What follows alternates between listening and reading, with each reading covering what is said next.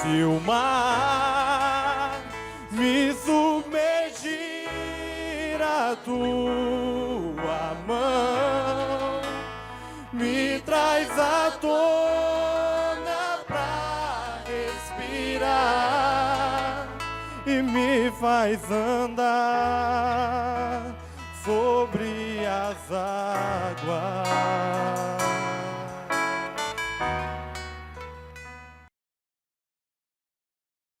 Apocalipse capítulo 8, a partir do versículo 1. Quando o Cordeiro abriu o 7º selo, houve silêncio no céu cerca de meia hora. Então vi os 7 anjos que se acham em pé diante de Deus, e lhes foram dadas 7 trombetas. Veio outro anjo e ficou de pé junto ao altar, com um incensário de ouro, e foi-lhe dado muito incenso para oferecê-lo com as orações de todos os santos sobre o altar de ouro, que se acha diante do trono. E da mão do anjo subiu à presença de Deus a fumaça do incenso com as orações dos santos.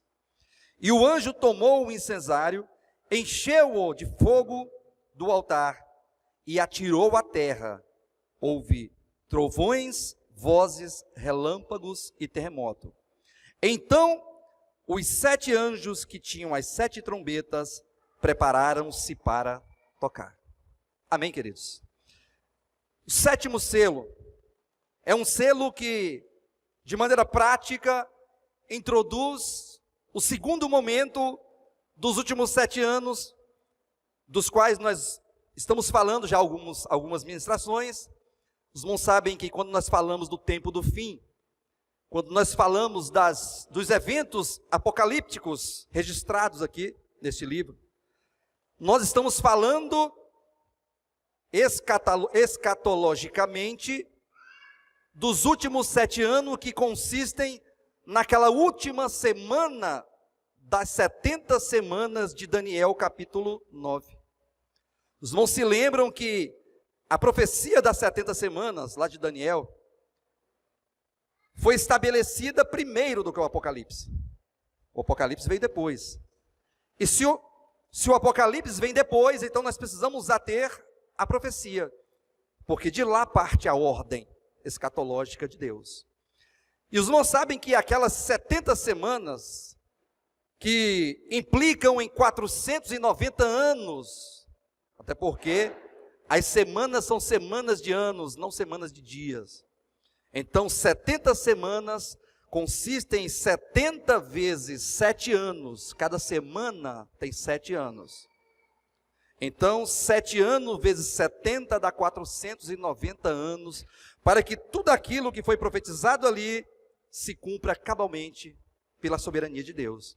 E os irmãos já sabem que daquelas 70 semanas se cumpriram 483 anos, ou seja, dos 490 anos totais da profecia, se cumpriram 483 anos. De modo que ainda restam 7 anos por se cumprir. E é justamente esses 7 anos desta última semana que estão aqui dentro destes selos que serão abertos logo logo, quando o Cordeiro, quando Jesus Cristo tomar então ali o livro da mão do Pai, é o livro da economia escatológica de Deus. Então, o momento em que Cristo se levantar, para começar a abrir o 1º, 2º, 3º, até o 7º, então volta-se a contar os últimos 7 anos restantes daquela profecia, para que tudo se cumpra. Então, são nesses 7 anos que essas visões, que esses eventos apocalípticos acontecem, ou acontecerão, da forma ordenada aqui no Apocalipse.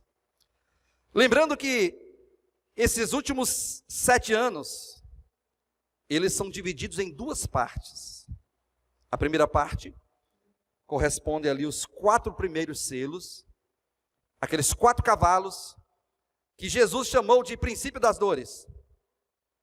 Aí você pode perguntar, mas que dores são essas? As dores que todos os cristãos sofrem, ou pelo menos deveriam sofrer, as dores do sofrimento, as dores das circunstâncias, as dores que a verdade do Evangelho propõe para todos aqueles que desejam experimentar a boa, agradável e perfeita vontade de Deus. Vou fazer uma pergunta para vocês, não carece resposta, só para meditar. Você deseja experimentar a boa, agradável e perfeita vontade de Deus na sua vida cristã? Medita. Se a resposta é sim, porque a resposta lógica de todo verdadeiro cristão, todo servo de Deus, todo discípulo de Jesus Cristo, todos aqueles que foram chamados por Deus e selados com o Espírito Santo e constituem o corpo de Cristo, o reino dos céus, todos esses deveriam experimentar a boa, perfeita e agradável vontade de Deus. Agora, para que isso aconteça, é necessário trilhar o caminho de Deus.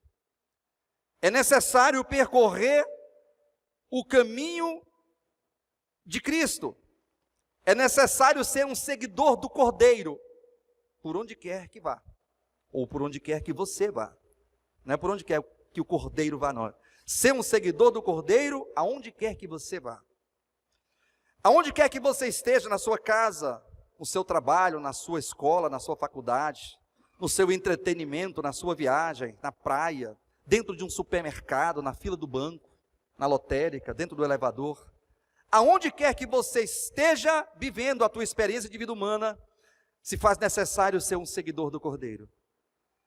E como o próprio Jesus declarou em Mateus capítulo 16, versículo 21 e diante, ele disse: é necessário que o Filho do Homem siga para Jerusalém e sofra muitas coisas. Olha só, como que a proposta de Cristo e o caminho de Deus, o caminho da redenção, é proposto em um caminho contrário ao caminho do mundo, ao curso do mundo de que falou o apóstolo Paulo em Efésios capítulo 2. Porque o curso do mundo é contrário ao pensamento de Deus, é contrário aos caminhos de Deus, é contrário aos princípios que o próprio Deus estabeleceu.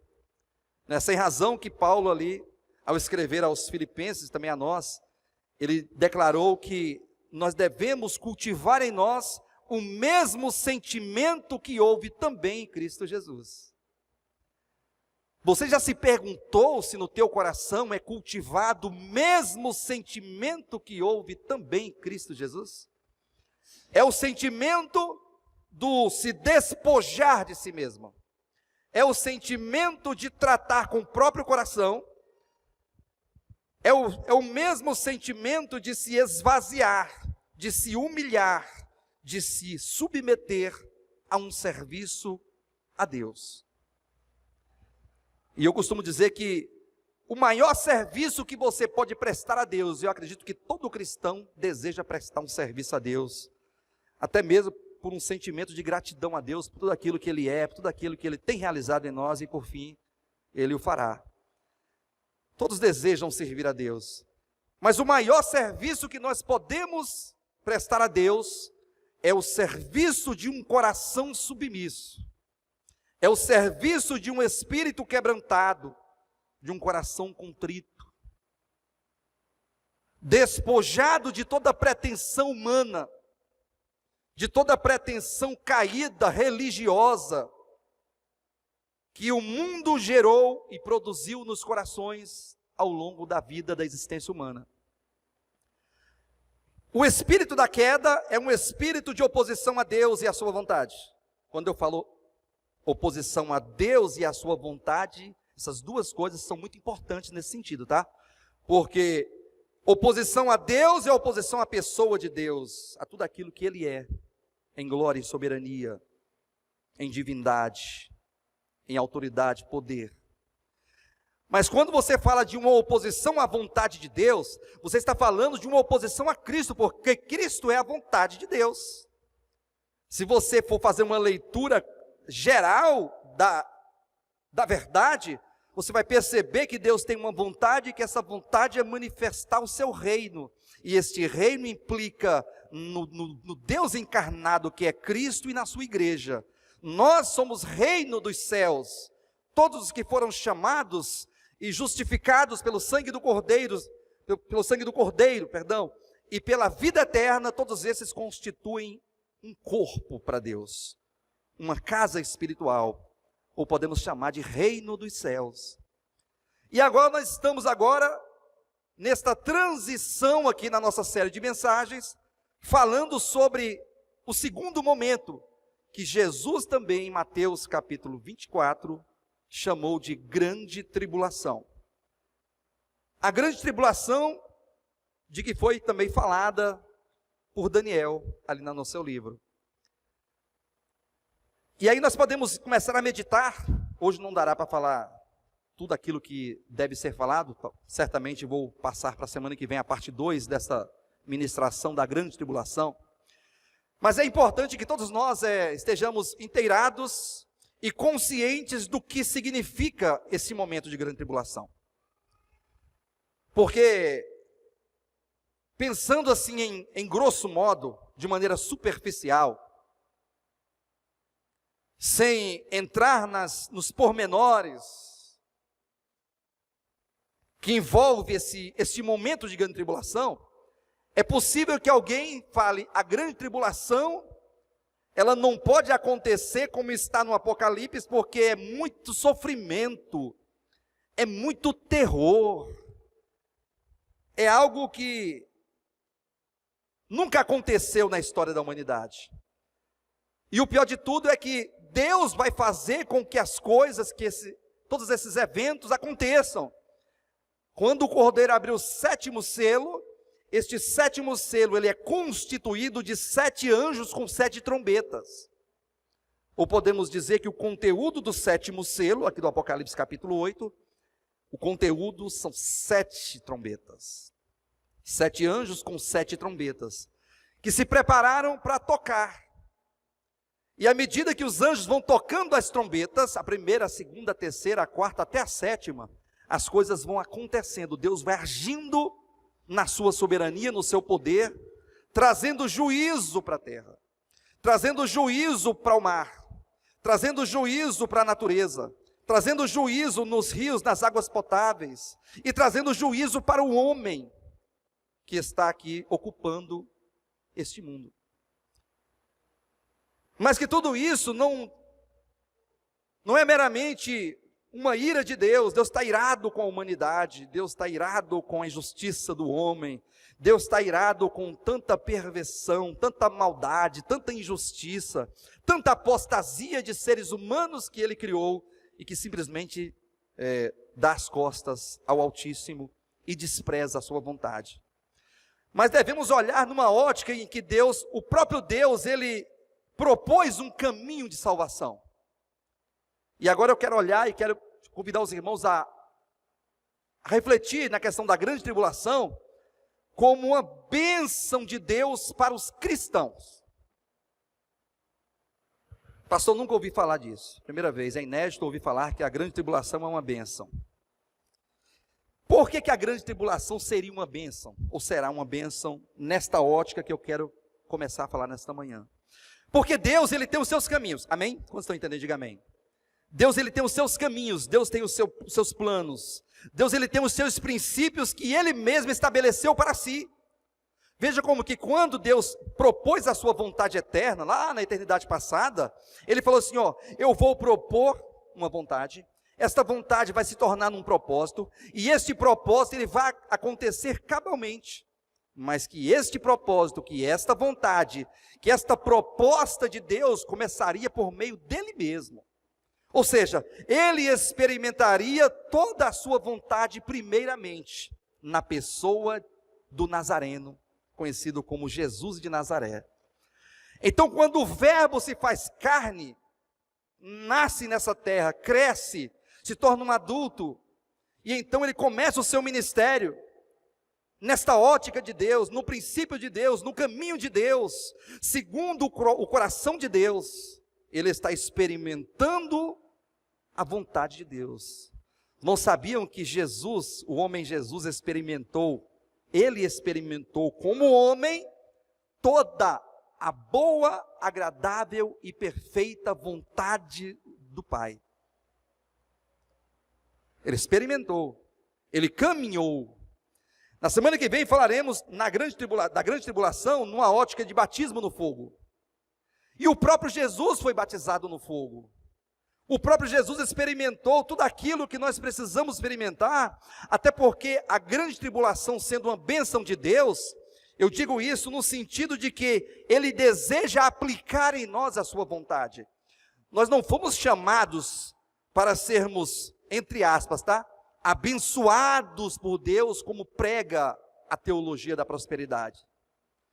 Uma bênção de ordem material, de ordem financeira, um bem-estar que Deus daria a todo aquele que for fiel a Ele. Assim prega esse pensamento teológico, de que Deus, a vontade de Deus, ela se resume e é diminuída no simples fato de Deus dar para você prosperidade, dinheiro, bens materiais, riquezas daqui de baixo, carros, casas, empresas, status, posição política, social, econômica, algo de alguém olhar e falar assim: esse é servo de Deus, olha o carro dele, este é filho de Deus, olha a casa que ele tem, olha a maneira que ele se veste. Aí, se isso fosse verdade, olha para o Nazareno: ele não pode ser filho de Deus, ele não tem dinheiro, ele é desprovido de riquezas materiais, como ele próprio declarou, que ele não tinha onde reclinar sua cabeça, que as raposas têm os seus covis, e as aves dos céus os seus ninhos, porém o Filho do Homem não tem nem um travesseiro. Ele não tinha casa, não tinha riquezas, nem um túmulo para ser sepultado ele não tinha. Ali José de Arimateia reservou aquele túmulo novo para que fosse depositado ali o corpo de Jesus. Então, se a ótica é essa, então Jesus está tendo problema com Jesus. Só que não sabem que eu estou falando isso aqui de maneira, um trocadilho que eu estou fazendo. Não havia nenhum problema com Cristo. O problema está naqueles que veem hoje a vontade de Deus como um bem-estar humano, como aqueles que ganham dinheiro, conseguem as coisas. E aqui eu quero abrir um parêntese para dizer para os irmãos que ter dinheiro não é um problema.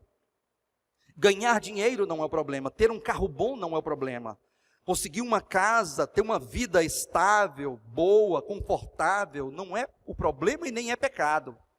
O problema é quando as pessoas, os cristãos, depositam a sua confiança na instabilidade da riqueza humana. Quando lançam raízes neste mundo e passam a viver neste mundo como se fosse viver aqui neste mundo, esta vida por toda a eternidade. E passam a se empenhar numa busca incessante e incansável por conquistar coisas materiais, e se esquecem da vida eterna, e se esquecem do espiritual, se esquecem da vontade de Deus. O problema não é o dinheiro, o problema é o amor ao dinheiro. Paulo não declarou, aí 1 Timóteo capítulo 6, que o amor ao dinheiro é a raiz de todos os males. Então, em que consiste então esse pensamento, pastor, olhando para a grande tribulação? O que podemos extrair daqui? Podemos extrair de que Deus estabeleceu o seu caminho. Ele mesmo percorreu este caminho, e agora Cristo, sendo o modelo, o padrão, o protótipo de novo homem, deseja nos levar a caminhar este mesmo caminho de redenção, este mesmo caminho de salvação, este mesmo caminho de cura para a alma, de cura para o coração, o mesmo caminho de libertação de um mundo caído sem Deus, desprovido de luz, um mundo de trevas, trevas estas que estão dentro de mim e dentro de você e dentro de todos. Então Cristo, ele se tornou um modelo, Cristo se tornou o padrão de humanidade elevada que Deus deseja. Olhem para Jesus e saiba, eu preciso experimentar tudo aquilo que Cristo experimentou, porque Cristo é novo homem, eu também participo desta nova humanidade. Cristo é filho de Deus, eu também sou filho de Deus. Cristo, ele fez a vontade do Pai em todos os momentos da sua vida, e experimentou o desejo do coração do Pai, eu também, como um cristão, como filho de Deus, preciso experimentar a vontade de Deus. Só que agora, eu vou chegar lá na grande tribulação, daqui a pouco vocês vão entender o que é todo o meu discurso.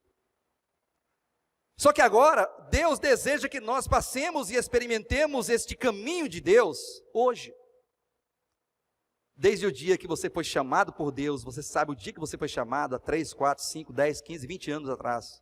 Quando você ouviu o Evangelho, creu na palavra da verdade, então Deus te deu o poder de ser feito filho de Deus, e você hoje é um filho de Deus, uma filha de Deus, e hoje você está congregando nesse ministério, ou em outro ministério, não importa, mas que a realidade de vida cristã, essa realidade está em todos os cristãos, a despeito de onde ele congrega. É uma realidade, porque esta realidade é o próprio Deus habitando o nosso espírito. O corpo de Cristo, ele é constituído desta vida que está em todos aqueles que creram. Por isso que é um corpo espiritual para Deus. Por isso que é reino dos céus, Deus em nós e nós em Deus. E agora Deus deseja que nós caminhemos esta caminhada cristã, corramos esta carreira que está proposta, olhando firmemente para Cristo, porque Ele é o modelo, Ele é o objetivo, Ele é o alvo. Ele é o objetivo maior de todos aqueles que esperam em Deus. Só que agora nós nos deparamos com uma grande problemática, irmãos. A problemática é o mundo. A problemática é o mundo. É um mundo espiritual dentro de nós, que João escreveu ali na sua primeira epístola, no capítulo 2, a partir do versículo 15, salvo engano. Ele falou de um mundo que nós não podemos amar. E e o conceito aqui, a acepção desse termo mundo, é diferente daquele mundo de João 3,16. Deus amou o mundo, ó, João 3,16. Aí ele vira para você e fala assim, não ameis o mundo. Ah, mas ele pode amar e eu não posso amar? Que mundo é esse? São dois mundos diferentes. Porque lá, em João capítulo 3, trata-se do mundo como uma criação. Este mundo criado que ele criou, o mundo das pessoas, das criaturas, dos seres humanos. Deus amou os seres humanos, as suas criaturas, e Ele amou de tal forma que Ele entregou-se a si mesmo por nós, na pessoa de Jesus Cristo. E agora Ele simplesmente fala ao meu coração e ao teu coração que nós não devemos amar o mundo, porque este mundo aqui é um mundo espiritual que foi colocado dentro do homem por ocasião da queda. E Ele explica lá que mundo é esse. Ele fala sobre a concupiscência da carne, a concupiscência dos olhos e a soberba da vida.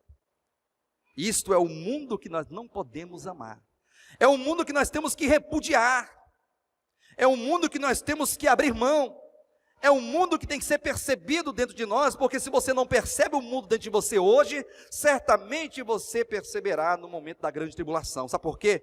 Porque hoje o mundo é acessível, as coisas caídas dessa terra são muito acessíveis. E este mundo espiritual, que é o espírito do velho homem, que é o espírito da queda, que é os princípios, as leis deste século, deste mundo caído, ele obscurece, deixa o nosso olhar espiritual obscurecido, turvo, de modo que nós nos esquecemos das coisas eternas e colocamos nosso olhar, nosso enfoque nas coisas aqui de baixo.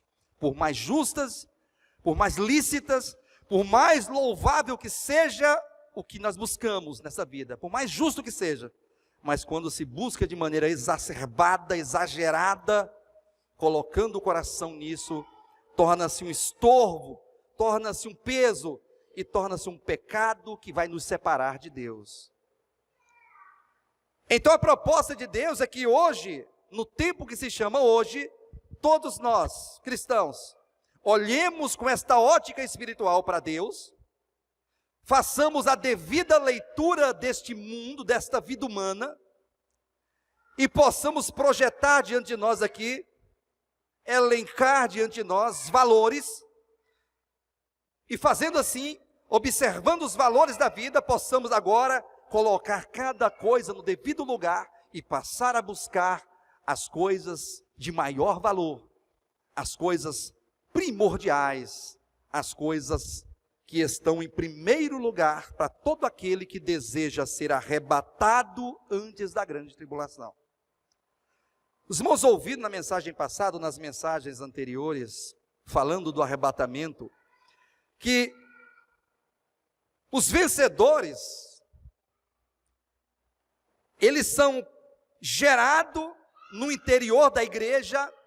Os vencedores, lá de Apocalipse capítulo 12, aquele filho varão, juntamente com as primícias do capítulo 14 ali, de Apocalipse, formam os vencedores que serão arrebatados, amém? Agora, atentem para o detalhe do Apocalipse 12, que fala que a mulher, que é o povo de Deus de todas as épocas, ela grita sofrendo dores para dar luz ao filho varão. Então veja que o filho varão, ele é gerado em meio às dores. Olha a grande tribulação aqui. A grande tribulação que vai ocorrer nos 3 anos e meio, ela está acontecendo hoje para alguns. Então nós temos que atentar para a nossa vida hoje e perceber se a nossa vida está tudo muito bem, está tudo muito bom, está tudo muito confortável, se não há sofrimento, se não há pressão, se não há angústia, se não há as aflições de que falou Jesus em João 8, quando ele disse, no mundo tereis aflições. Você passa por aflições? Você está passando pela grande tribulação? Ou por uma grande tribulação? Você está sendo batizado com fogo? Isso falarei na semana que vem, porque Jesus declarou que nos batizaria com o Espírito Santo e com fogo. Com o Espírito Santo já fomos batizados de uma vez por todas. Todos nós somos batizados no Espírito Santo, porque batismo ali quer dizer imersão. Todos nós fomos imergidos para dentro de Deus e Deus para dentro de nós. Isso é o batismo, que aconteceu de uma vez por todas com todos aqueles que creram. Agora a pergunta que não pode calar-se é, você está sendo batizado com fogo? Porque ele disse, eu vos batizarei com o Espírito Santo e com fogo. Ele não disse, se você quiser, se você se agradar, se você optar por ser batizado, eu te batizarei. Se você não optar, eu vou deixar de lado, fica a tua escolha. Não, eu vos batizarei. É uma questão de soberania, é uma questão de necessidade, é uma questão de provisão de Deus para que o seu propósito aconteça em nós. E agora, hoje, nós vivemos numa vida turbulenta, num mundo conturbado, permeado de aflições, dificuldades, de pressões. É pressão social, é pressão em casa, na família, é dificuldade no mundo, são aflições na vida por viver, por sobreviver, por conseguir, passar por esta vida de maneira digna, tendo o mínimo, uma vida familiar digna, o alimento, pagar as contas, ter um nome limpo, tudo isso aí causa em nós sofrimento e aflições, sobretudo o sofrimento causado pelo operar da cruz nos corações. Além de todo o sofrimento que a vida propõe, que é natural, as enfermidades, as dores, as pandemias, o desemprego, a injustiça, a desigualdade social, a má distribuição de rendas, todas essas dores, juntamente com a dor do operar da cruz em nós, é uma grande tribulação que nós passamos hoje, quando nos submetemos, quando conseguimos ver, quando conseguimos enxergar o detalhe de Deus, porque a vida cristã ela é formada por detalhes. Não pensa que vida cristã é qualquer coisa, é oba-oba, é ter uma Bíblia, saber alguns textos, aí você estuda ali, aprende alguma coisa, identifica, interpreta, aí você congrega num lugar, se assenta numa cadeira vermelha ou branca, ou de qualquer outra cor, aí você canta alguns cânticos, faz algumas orações, de vez em quando traz um dinheirinho, uma oferta, coloca ali, e dá um glória a Deus, e dá 2 glórias a Deus, e aí você fica assim, sabe, marcando a tua vida por essas coisas gerais e superficiais, e que não pautam, não marcam a vida do cristão vencedor, porque, como eu já disse e vou repetir, a marca maior do cristão vencedor é o operar de Deus no seu coração, é a verdade efetiva de Deus operando de maneira prática no dia a dia de todos aqueles que a entenderam. E agora está proposto esse caminho. Quero ler um texto com os irmãos aqui. Lucas capítulo 17. A partir do versículo 20, diz assim: interrogado pelos fariseus sobre quando viria o reino de Deus, Jesus lhes respondeu. Veja que a parte A do versículo diz que Jesus foi interrogado pelos fariseus sobre quando viria o quê? O reino de Deus. Isso quer dizer que os judeus, Israel, espera o reino de Deus. Porque o reino de Deus foi profetizado por Daniel. O que é a profecia das 70 semanas, senão a salvação plena, a restauração plena, espiritual e eterna de Israel? É o reino, é o advento do reino, do Messias, da raiz de Davi, a raiz de Davi, lá, tribo de Judá, que foi prometido, é o prometido de Deus, é o descendente da mulher, que viria para trazer paz sem fim, governo, equidade, descanso, bondade, como cantamos aqui agora. Teu reino é firmado em misericórdia, justiça, bondade, fidelidade, amor, graça. E então eles interrogaram a Jesus, os fariseus interrogaram a Cristo, dizendo: quando é que virá o reino de Deus? Olha a resposta de Cristo: não vem o reino de Deus com visível aparência como vocês estão pensando.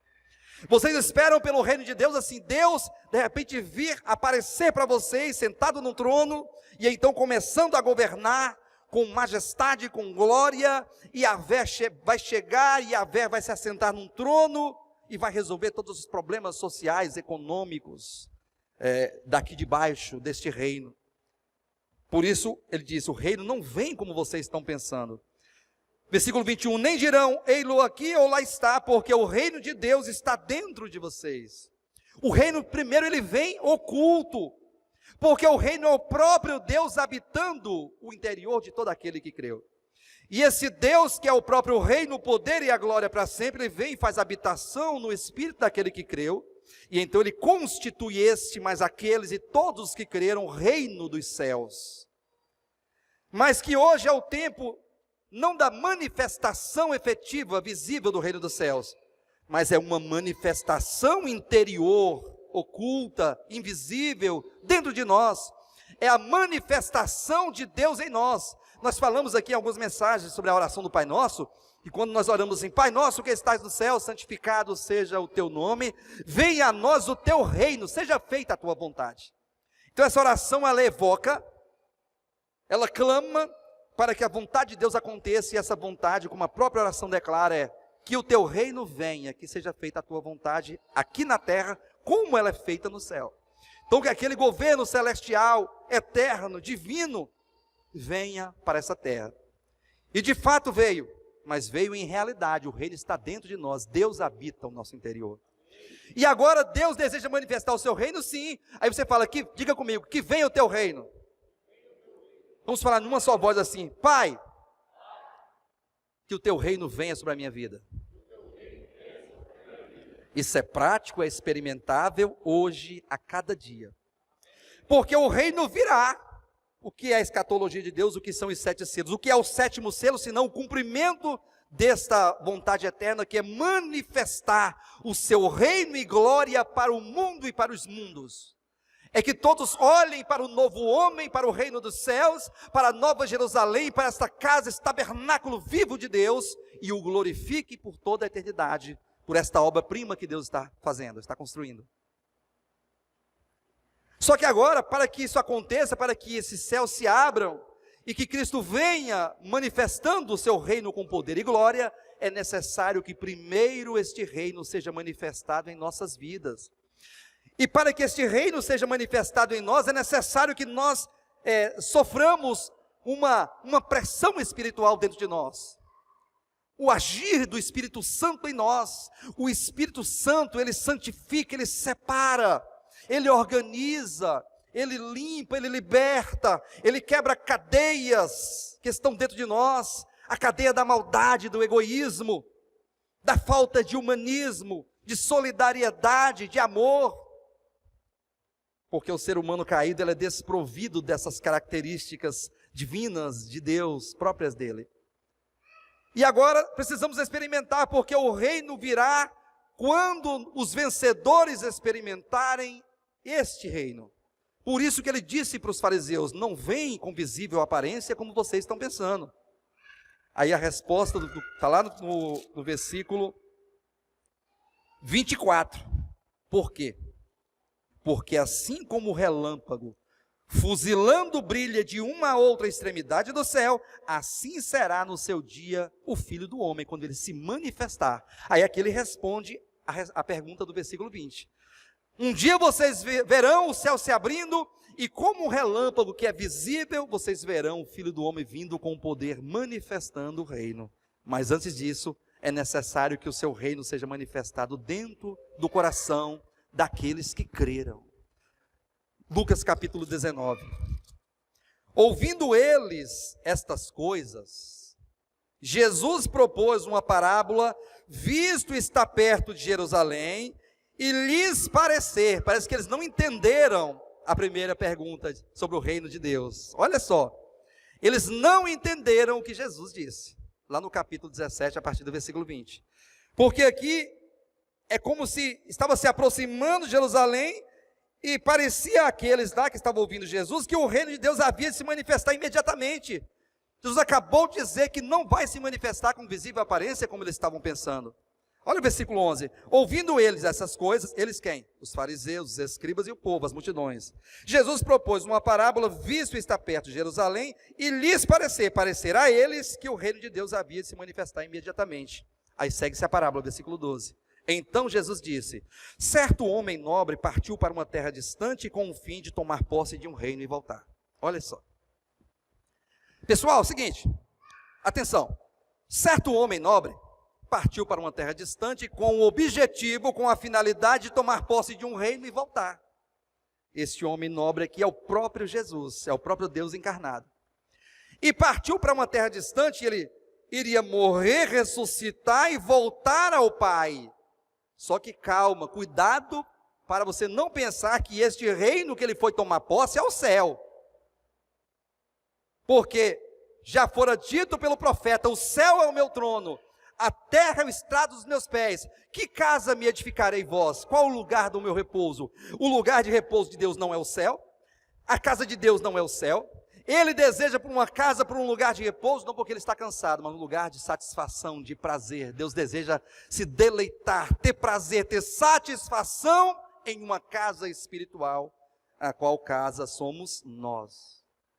Então ele foi ao céu tomar posse de um reino, não é o céu, não é o céu. Que reino é esse? Este reino chama-se Igreja de Jesus Cristo. Esse reino chama-se noiva do Cordeiro. Esse reino chama-se seguidores do Cordeiro. Esse reino é chamado de casa de Deus, de reino dos céus, constituído por mim, por você e por todos aqueles que creram nesta era cristã. Só que agora o texto diz que este homem nobre, ele foi ao Pai, voltou ao Pai, se assentou-se à sua direita, e como o texto diz, né? Quando Jesus foi recebido nos céus, o Pai disse: Deus, Deus, assenta-te à minha direita, até que eu coloque todos os teus inimigos por estrados dos teus pés. E agora Jesus disse que ele foi para tomar posse do reino. Isso quer dizer que ele deseja tomar posse dos nossos corações, que está cheio ou que estão cheios de inimigos de Deus. Cheio de pensamentos que são pensamentos opositores a Deus e a sua vontade. Cheio de vontades e pretensões e projetos pessoais, desprovido de Deus e da sua vontade. É por isso que hoje Jesus está reinando, mas reinando nos corações daqueles que são chamados vencedores, filho varão. E para que isso aconteça é necessário que nós entendamos que, para que sejamos constituídos filhos varão, ou filho varão, no sentido geral da palavra, nós temos que experimentar o operar de Deus em nós. Por isso que uma grande tribulação, um batismo no fogo está proposto nesta carreira do dia a dia. Por isso que se faz necessário entender que os nossos corações, ele está e sempre foi alicerçado, enraigados neste mundo. Olha só, Romanos capítulo 1, versículos 5 e 6. Por intermédio de quem viemos a receber graça e apostolado por amor do seu nome, para a obediência por fé entre todos os gentios, de cujo número sois também vós. Que número é esse? O número completo dos que foram escolhidos por Deus. Aí ele diz: você faz parte de um número de pessoas chamadas por Deus para ser de Jesus Cristo. Sabia que você foi chamado por Deus para ser de Jesus Cristo? Você não foi chamado para ser de você mesmo, não. Nós fomos chamados para sermos de Jesus. Você é de Jesus? Pastor, eu sempre fui de Jesus. Não me refiro aos termos gerais da filiação. Porque nos termos gerais da filiação, em termos eternos, nós somos eternamente de Jesus. Amém? E Jesus é nosso. Diga, Jesus é meu. Diga, eu sou de Jesus. Mas em termos práticos da vida cristã, em termos práticos do reino dos céus, em termos práticos de uma experiência de vida cristã, nós fomos chamados para sermos de Jesus. Coração de Deus, coração entregue, coração rendido, extremamente rendido a Deus, de maneira absoluta e sem reservas. É lógico que isso aí é um objetivo a ser alcançado. Ter um coração de Jesus é algo que deve ser conquistado a cada dia. Deus, ele conquista o nosso coração a cada dia. À medida que você conquista Cristo, Cristo conquista você, você conquista Cristo e Cristo conquista você. Você ganha de Cristo e Cristo ganha o seu coração. E esse movimento recíproco de Deus em nós, de nós em Deus, de nós ganharmos a Cristo, Cristo ganhar o nosso coração, é o movimento perfeito de Deus para que o reino de Deus seja manifestado em nós hoje. Deus deseja ganhar o teu coração. E Ele assim o fará por meio das circunstâncias, porque quanto mais vida boa, mais distante de Deus. Quanto mais dinheiro, mais distante de Deus. Quanto mais coisas nós conseguimos, e quanto mais a sensação de conforto permeia o nosso coração, pode ter certeza, muito mais distante de Deus nós ficaremos, porque nós fomos formados para isso. O mundo foi proposto e organizado, configurado, o mundo espiritual, né? Ele foi configurado para te dar aquilo que você deseja, para te oferecer aquilo que você quer, para falar palavras que você quer ouvir, para que então, ouvindo essas palavras e conseguindo algumas moedinhas a mais nessa vidinha que vai se acabar logo logo, aí você vai se esquecendo de Deus. Como o homem, ele é tão propenso, né, a se esquecer de Deus tão fácil por causa de umas mixarias a mais, né? Nós somos assim, irmãos. Quando a coisa está muito boa, aí você se deleita, aí você acha que Deus está se agradando de você. Deus deve estar feliz comigo, que está tudo dando certo para mim. Cuidado, hein? Cuidado, porque Ele vai se utilizar da grande tribulação para tirar o mundo de nós. Hoje Ele deseja tirar o mundo do meu coração, do teu coração, por meio da nossa vida, por meio da nossa família, dos nossos vizinhos, do trânsito, por meio do trabalho, por meio das aflições e por meio de toda a pressão que a vida humana nos propõe. Ele vai tirar o mundo, Ele vai tirando o mundo, Ele vai vencendo os inimigos, Ele vai tomando posse do seu reino, que somos nós, nossos corações. Porque Ele deseja que nós sejamos de Cristo. Ele deseja que nós sejamos totalmente de Cristo. Gálatas capítulo 1, com esse texto eu vou encerrar. Versículo 3 diz assim: graça a vós outros e paz da parte de Deus nosso Pai e do nosso Senhor Jesus Cristo, o qual se entregou a si mesmo pelos nossos pecados, para nos desarraigar deste mundo perverso, segundo a vontade do nosso Deus e Pai. Jesus se entregou, não foi por nós, não foi para nos dar dinheiro, não. Foi para nos tirar o dinheiro. Quem entendeu? Ah, pastor, não estou entendendo mais nada. É tirar ou é dar? Tirar. Tirar o conforto. Tirar a sensação de estar tudo muito bom. Tirar essa sensação de segurança. O cristão, ele não pode se sentir seguro neste mundo distante de Deus, porque a nossa segurança e a segurança do cristão é Deus. E Deus sabe como fazer, Ele sabe como desestabilizar o indivíduo. Deus sabe como me desestabilizar. Ele quer nos desestabilizar deste mundo. Nós somos muito estabilizados, muito certinhos, muito seguros aqui nessa terra. E nós precisamos enxergar que este mundo passa, que este mundo vai passar, que as coisas daqui são pura vaidade. Esta vida é correr atrás do vento. E tudo aquilo que nós conseguimos de valor é quando conseguimos tesouro celestial, tesouro eterno, onde o ladrão não rouba, nem escava, e nem a ferrugem come, e nem corrói. Porque são coisas eternas que nós conquistamos em Cristo Jesus. Cristo se entregou por nós, para nos desarraigar deste mundo perverso, segundo a vontade de Deus e Pai. A vontade de Deus é nos desarraigar. A vontade de Deus é que o caminho proposto, o caminho de Deus, que a carreira que nos está proposta, possa tirar de dentro de nós este mundo perverso, este mundo espiritual, para que nós sejamos Jesus. Ele faz isso por meio do batismo no fogo, quando Ele vai lapidar a nossa alma, quando Ele vai lapidando o nosso ser, quando Ele vai quebrantando o nosso coração. O batismo no fogo, a grande tribulação, a tribulação que acontecerá dos 3 anos e meio, a tribulação que passamos hoje, as aflições do dia a dia, servem para lapidar o nosso coração, para nos desarraigar, para fazer com que nós não confiemos mais em nós mesmos, nem nas coisas dessa terra, mas que lancemos a nossa esperança e confiança em Deus. A grande tribulação será uma bênção para todos nós, ou para todos aqueles que ficarem, podemos dizer assim, né? Nós no sentido de aqueles que ficarem, infelizmente. Os vencedores são forjados no meio da batalha, no meio da luta espiritual, no meio do fogo. Os vencedores são formados em meio a dores, a aflições, a dificuldades, a tribulações. O filho varão, ele é forjado no meio de um fogo que Deus providencia para curar o seu coração.